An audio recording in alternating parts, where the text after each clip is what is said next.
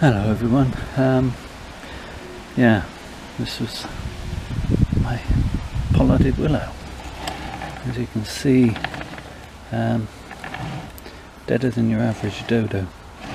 So it really was. I was very pleased with it. It was beginning to show good character in the bark, but this hot summer killed it off, and also the smaller of the white willows.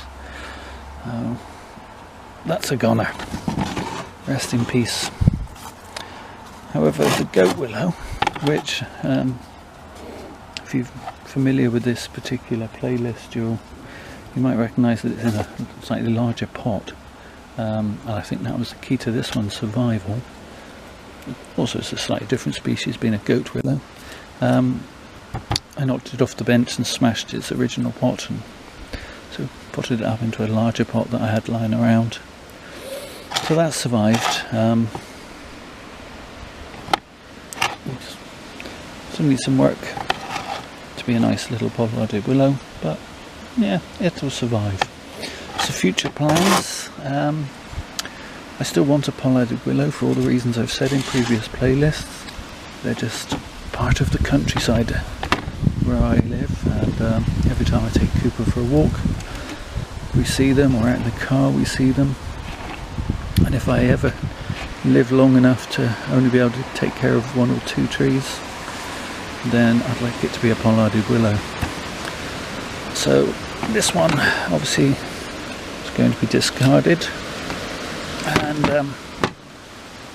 I've been working on a couple of replacements using the no wire fusion technique.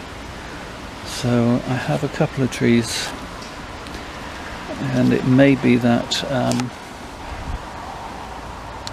when I repot this in the spring into the original pot here, I may even entwine these together, and I think that'll make it a stronger tree with more vigour.